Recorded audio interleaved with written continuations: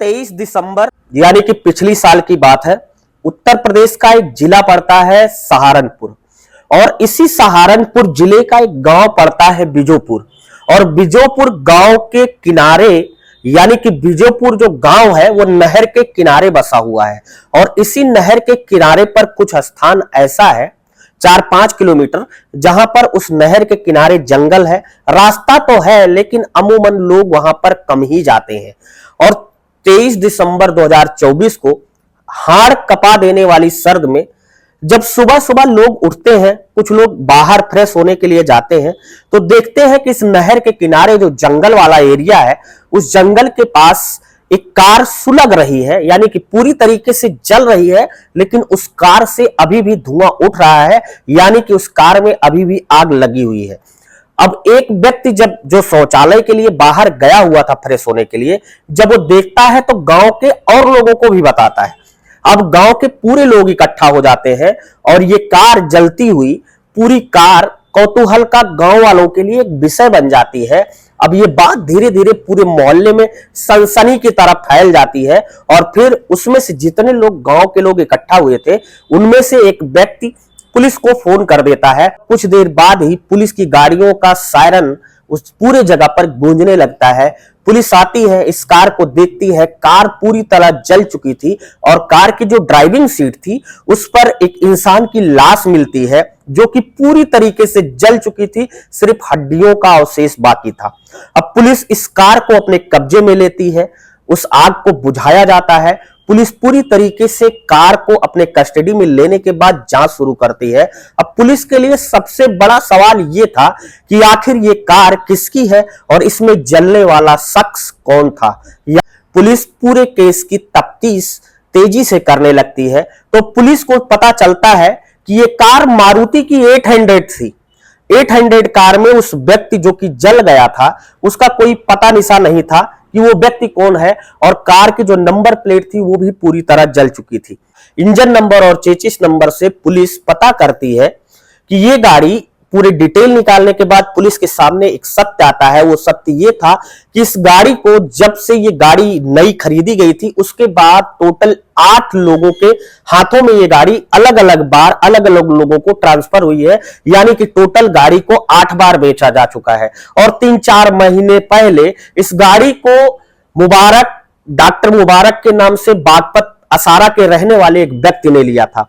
अब पुलिस की टीम पूछताछ के लिए डॉक्टर मुबारक को बागपत उसके असारा स्थित निवास पर छापा मारती है, लेकिन डॉक्टर मुबारक का कोई पता नहीं चलता है कि डॉक्टर मुबारक कहां है। अब पुलिस गहनता से जांच अभी कर ही रही थी कि 26 दिसंबर 2024 को, यानी कि इस घटना के 23 तारीख को पुलिस को वो कार उस नहर के किनारे मिलती है और 26 दिसंबर 2024 को गुलजार नाम का एक व्यक्ति पहुंचता है और थाने में एफआईआर करता है और कहता है कि उसका एक भांजा है, उसके जीजा और दीदी पहले ही दुनिया को छोड़ चुके हैं और उसका भांजा जिसका लालन पालन, जिसकी देखरेख वही करता था, उसकी उम्र अभी 25-26 साल है। वो लगातार 23 दिसंबर 2024 से लापता है। अपने कंपनी से यह कहकर निकला था कि मैं अभी आ जाता हूं, लेकिन अभी तक वापस नहीं आया है, पता नहीं कहां गुम हो गया है। चूंकि घटनाएं दोनों 23 तारीख को ये सोनू जो उसका भांजा था गुलजार का वो भी गायब हुआ था और 23 तारीख को ये कार मिलती है। गुलजार भी पुलिस वालों से कहता है कि साहब थोड़ा तफ्तीश कर लीजिए कि कहीं मरने वाला जो इस 800 में मारुति कार में जलकर मरा है व्यक्ति, वो कहीं मेरा भांजा तो नहीं है। पुलिस अपनी तरीके से जांच शुरू करती है तो 2 लोगों को खोजना था। पुलिस के पास 2 टास्क आ चुके थे, एक डॉक्टर मुबारक और दूसरा गुलजार का भांजा सोनू। पुलिस इन्हीं दोनों के बीच में वो कड़ियों पे कड़ियां बैठाने की कोशिश कर रही थी और पूरी तरीके से अपने लक्ष्य पर पहुंचने की कोशिश कर रही थी कि अचानक 26 दिसंबर 2024 को शाम को डॉक्टर मुबारक, जिसके नाम ये अल्टो 800 गाड़ी रजिस्टर्ड थी, वो वहीं पर जहां पर सहारनपुर बिजोपुर नहर के किनारे ये मारुति 800 गाड़ी जलती अवस्था में सुबह सुबह गांव वालों को मिली थी, वहीं पर ही वो घूमने गया था। अचानक डॉक्टर मुबारक को पुलिस गिरफ्तार कर लेती है। और पुलिस जब डॉक्टर मुबारक को गिरफ्तार कर लेती है, गिरफ्तार करने के बाद जब डॉक्टर मुबारक से पूछताछ करती है कि ये गाड़ी तुम्हारे नाम रजिस्टर्ड थी और तुम यहां पर घूमने क्यों आए थे, तो डॉक्टर मुबारक बिना आनाकानी किए, उसे पता था पुलिस अपने तरीके से अगर पूछताछ करेगी तो उसे बहुत ज्यादा दिक्कतों का सामना करना पड़ेगा, इसलिए डॉक्टर मुबारक अपना जुर्म कबूल कर लेता है और बताता है कि हाँ वो गाड़ी उसी की थी और उसमें जो व्यक्ति जलकर मरा है, जिसकी मृत्यु हुई है, उसको भी वो जानता है। सवाल ये आता है दोस्तों कि मुबारक ने अपनी ही कार को, जिसे अभी उसने 2-3 महीने पहले खरीदा था अपने पैसे लगाकर, उस कार को जलाया क्यों और कार में मिली लाश किसकी थी, और मुबारक दोबारा उसी स्थान पर जहां पर उसने अपनी कार को जलाया था, दोबारा उसी स्थान पर क्यों पहुंचा। इसके आगे की जो कहानी मुबारक ने पुलिस वालों को बताई वो वाकई में रोंगटे चौंकाने वाली और आपके पैरों के नीचे से जमीन को खिसकाने वाली है। दोस्तों कहानी बहुत ही सतर्क और जागरूक करने वाली है। कहानी में आगे बढ़ने से पहले आपसे मेरा बस छोटा सा विनम्र अनुरोध है कि अगर अभी तक आपने चैनल को सब्सक्राइब नहीं किया है तो चैनल को सब्सक्राइब करके साथ में लाल बेल आइकन की बटन को प्रेस कर लेना, ताकि जब भी मैं आपको सतर्क और जागरूक करने के लिए ऐसी कहानियां आपके बीच लाऊं तो उसका नोटिफिकेशन सबसे पहले आपको मिल जाए। दोस्तों सबसे पहले उन लोगों के नाम जिनका प्यारा सा कमेंट और प्यारा सा सपोर्ट हमें पिछली कहानी पर मिला था, उनके नाम है मनोज मिश्रा जो कि आसाम से है, संतोष कुमार है वाराणसी से, घनश्याम त्रिवेदी है, श्रवण कुमार है हरदोई उत्तर प्रदेश से, मनीष है झारखंड से। आप 5-6 लोगों का कमेंट हमें पिछली कहानी पर प्राप्त हुआ था, आप लोगों को बहुत बहुत दिल से धन्यवाद। दोस्तों अगर आप इस चैनल पर नए आए हैं तो मैं आपको बता दूं, जितनी भी कहानियां होती हैं उनमें अगर आपका कमेंट प्यारा सा आता है तो हम आपका नाम लेते हैं। कमेंट करते वक्त दोस्तों आपसे एक ही विनम्र अनुरोध है कि आप पूरी कहानी किस जिले से, किस प्रदेश से, किस मोहल्ले, किस गांव से देख रहे थे, ये हमें कमेंट में जरूर बता दिया करिएगा। दोस्तों अब जब डॉक्टर मुबारक को पुलिस पकड़ती है और पूरी तफ्तीश से उससे पूछताछ करती है तो डॉक्टर मुबारक बताता है कि दरअसल वो क्राइम पेट्रोल सीरियल जो आता है उसको मोबाइल पर देखने का बहुत लती था और उस क्राइम पेट्रोल सीरियल को देखने के पीछे जो डॉक्टर मुबारक की दिलचस्पी थी वो ऐसे नहीं हुई। पुलिस ने उससे पूछा कि तुमने क्राइम पेट्रोल के पीछे दिलचस्पी क्यों दिखाई, तो वो बताता है साहब एक सीरियल को मैंने कम से कम 100 बार देखा है, वही सेम सीरियल 100 बार देखा है। अब पुलिस ने पूछा कि उसी सीरियल को तुमने 100 बार क्यों देख लिया, तो पुलिस को बताता है कि दरअसल साहब मैं एक यूनानी डॉक्टर हूं, मैं छोटी मोटे मर्जों की दवा करता हूं, मेरा दवा का धंधा मैंने बागपत असारा में किया था जहां का मैं निवासी था, वहां पे मेरा ये दवा का धंधा दिन दुना रात चौगुना तरक्की करता है। मैं कुछ दिन बाद ही लोगों के बीच में फेमस हो जाता हूं, मेरे पास अच्छे खासे पैसे आने लगे थे। मेरे पास जब अच्छे खासे पैसे आने लगे तो साहब मैंने 10 लाख रुपए का अपने नाम लोन करा लिया और 10 लाख रुपए मैंने लोगों से, अपने जानने वालों से पैसे, किसी से 2 लाख, किसी से 4 लाख, किसी से 5 लाख, ऐसे ऐसे पैसे लिए और फिर मैंने अपना मकान बनवा लिया, एक 4 पहिया वाहन यानी कि एक कार अपने लिए परचेज कर ली और उसके बाद ये अल्टो 800 जो पुरानी हो चुकी थी उसको मैंने एक साजिश के तहत खरीदा।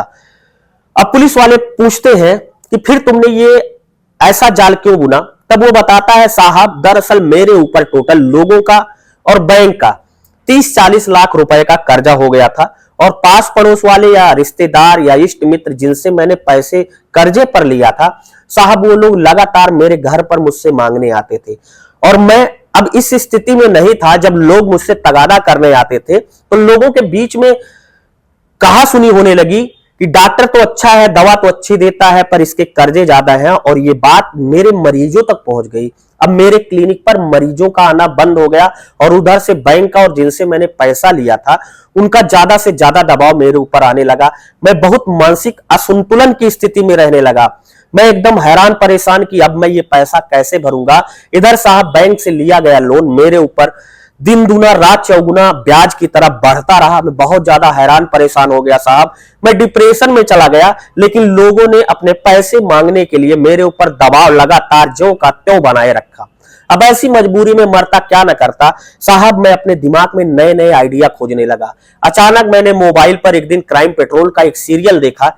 उस सीरियल से मैंने कुछ सीख ली, लेकिन उस सीरियल को अपने ऊपर खुद अप्लाई करने के लिए, उस कहानी को वास्तविक रूप ढालने के लिए मैंने उस सीरियल को कम से कम 100 बार देखा और उस जैसे उस सीरियल में बताया गया था उसी के तरीके से मैंने काम किया। मैंने एक कार खरीदी जो कि पूरी तरीके से पुरानी हो चुकी थी, लेकिन वो चल सकती थी क्योंकि उस क्राइम पेट्रोल में दिखाया गया था। और साहब मैं फिर अपने बॉडी का, जो मेरे उम्र का हो, जो मेरी तरीके से दिखता हो, जिसकी कद काठी मेरे से मैच होती हो, मिलती हो, जिसे देखने के बाद लगे कि हाँ ये बिल्कुल सेम टू सेम डॉक्टर मुबारक जैसा है। साहब जब मैंने गाड़ी ले ली तो लगातार मैंने 1 महीने तक ये खोज जारी रखी, लेकिन मेरे कद काठी का कोई मिल नहीं रहा था। अचानक मेरी ये खोज एक दिन पूरी हो जाती है और मुझे मिलता है एक कंपनी में काम करने वाला लड़का जिसका नाम सोनू था, जो मेरी हमउम्र का था और देखने में मेरे तरीके से लगता था। उसकी कद काठी भी मेरी थी। मैं उसको जानता पहचानता नहीं था, उससे इस तरीके से काम निकलवाना था साहब, इसलिए मैंने उससे अपनी दोस्ती का हाथ बढ़ाया और फिर मैं और सोनू दोनों अच्छे खासे दोस्त बन गए। जब दोनों अच्छे खासे दोस्त बन गए, दोनों लोग शाम को उठते बैठते साथ में। अब स्थिति यहां तक आ चुकी थी कि मैं और सोनू शराब पीने लगे। दोनों शराब पीते पीते दोनों की दोस्ती और अच्छी हो गई और प्रांगण हो गई। अब मुझे अपनी पूरी कहानी का द एंड करना था साहब। मैंने सोचा था कि मैंने अपने नाम जो LIC ली है, अगर मैं मर जाता हूं तो उसका जो मुआवजा है LIC का वो मेरी पत्नी को मिलेगा, और मेरे पास और भी कुछ पॉलिसियां हैं, अगर मैं दुनिया में नहीं रहता हूं तब उसका पैसा मेरी पत्नी को मिल जाएगा और बाद में जब पत्नी को चुपके से बता दूंगा और हम कहीं दूसरे प्रदेश में जाके अपना नए सिरे से जीवन यापन करेंगे। साहब ये सब सोचकर मैंने एक दिन सोनू को 22 दिसंबर 2024 को उसे बुलाया। दोनों लोग हम लोग सहारनपुर की तरफ गए।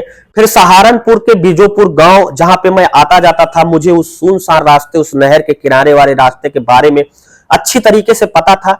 मैंने अपनी कार वहां पर घुमा दी और फिर मैंने और सोनू ने काफी मात्रा में शराब पी और फिर मैं शराब पिलाते पिलाते सोनू को उसमें नशीली गोलियां मिला दी। और जब साहब वो बेसुध हो गया तब मैंने अपनी कार पर और उसे उसी कार में आगे वाली सीट पर, ड्राइविंग सीट पर एक रस्सी से बांधकर पेट्रोल डालकर मैंने जला दिया और फिर वो पूरी तरीके से जलता रहा मेरे सामने। क्योंकि साहब उस रास्ता अनजान है, उस रास्ते पर कोई आता जाता नहीं, इसलिए मेरी गाड़ी और सोनू पूरी तरीके से वहीं पर खाक हो गए। अब साहब जब मैंने ये सब कर लिया तो मुझे लगा 3-4 दिन बाद कि मैं जाकर देखूं कि गाड़ी जली थी कि नहीं, सोनू की लाश पूरी तरीके से जली थी कि नहीं, और पुलिस अपनी जांच में कहां तक पहुंची और मुझे वहां से गिरफ्तार कर लिया गया। पुलिस जब इस पूरी कहानी को सुनती है तो पुलिस के रोंगटे खड़े हो जाते हैं कि क्या एक व्यक्ति इस तरीके से हत्या का एक सीरियल देखकर, वो भी एक ही प्रोग्राम को, एक ही कार्यक्रम को, एक ही भाग को लगातार 100 बार देखकर एक हत्या की साजिश रच सकता है। पुलिस ने पूरी तरीके से खुलासा कर दिया और डॉक्टर मुबारक ने अपना जुर्म इस तरीके से कबूल कर दिया। तो दोस्तों ये थी आज की कहानी। इस कहानी को सुनाने का मकसद किसी को हैरान करना या परेशान करना नहीं था। इस कहानी को सुनाने का मकसद सिर्फ इतना था दोस्तों कि आप सतर्क रहिए, जागरूक रहिए, अपने आंख कान नाक सब कुछ खुले रखिए, क्योंकि अनहोनी कभी भी किसी के साथ हो सकती है।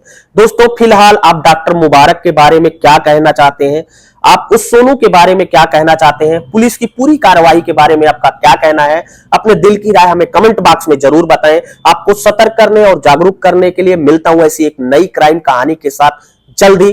तब तक के लिए जय हिंद, वंदे मातरम।